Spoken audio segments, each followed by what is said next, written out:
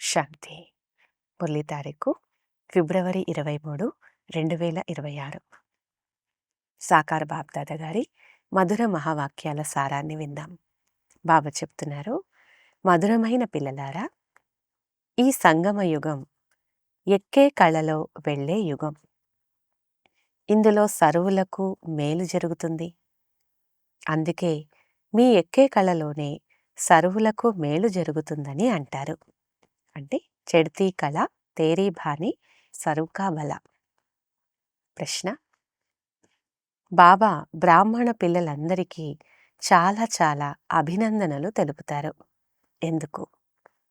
జవాబు: ఎందుకంటే బాబా అంటున్నారు, నా పిల్లలైన మీరు మనుష్యుల నుండి దేవతలుగా అవుతారు. ఇప్పుడు మీరు రావణుడి సంకెళ్ల నుండి విడుదలై స్వర్గ రాజ్యాధికారాన్ని పొందుతారు. గౌరవపూర్వకంగా ఉత్తీర్ణులవుతారు. నేను రాజుగా అవ్వను. అందువలన బాబా మీకు చాలా చాలా కంగ్రాచ్యులేషన్స్, అభినందనలు తెలుపుతారు. ఆత్మలైన మీరు గాలిపటాలు, మీ దారాలు నా చేతిలో ఉన్నాయి. నేను మిమ్మల్ని స్వర్గానికి యజమానులుగా తయారు చేస్తాను. పాట: ఆఖిర్ వహ్ దిన్ ఆయా ఆజ్. చివరికి ఆ రోజు రానే వచ్చింది.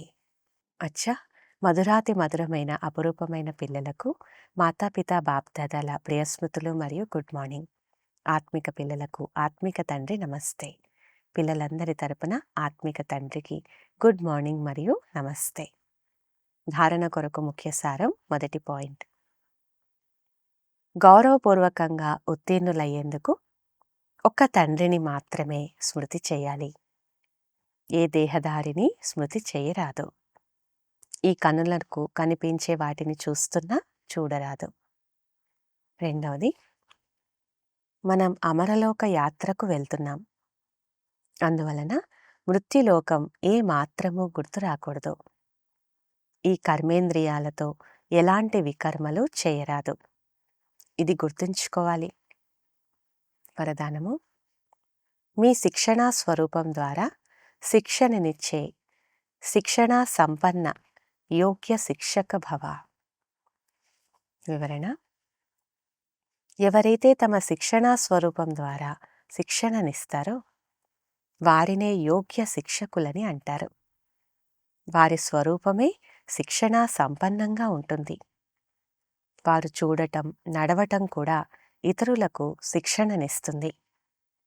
సాకార రూపంలో ప్రతి అడుగు, ప్రతి కర్మ శిక్షకుని రూపంలో ప్రాక్టికల్గా చూశారు. దానినే వేరే మాటలలో చరిత్ర అని అంటారు. ఎవరికైనా వాచా ద్వారా శిక్షణనివ్వటమైతే సాధారణమైన విషయం. కానీ ఇప్పుడు అందరూ అనుభవాన్ని కోరుకుంటున్నారు. కనుక మీ శ్రేష్ఠ కర్మ, శ్రేష్ఠ సంకల్ప శక్తి ద్వారా అనుభవం చేయించండి.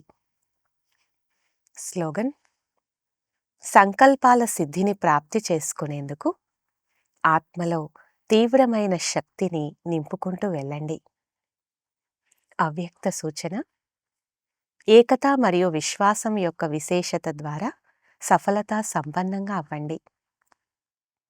సంఘటనను ఏకతా సూత్రంలో కూర్చేందుకు వాచాశక్తిపై విశేషమైన గమనమివ్వండి. మాటలు సదా నిర్మలంగా ఉండాలి. తక్కువగా మాట్లాడండి, నెమ్మదిగా మాట్లాడండి, మధురంగా మాట్లాడండి. గౌరవపూర్వకమైన మాటలే మాట్లాడండి. ఇప్పటి వరకు సాధారణ మాటలే ఎక్కువగా ఉన్నాయి.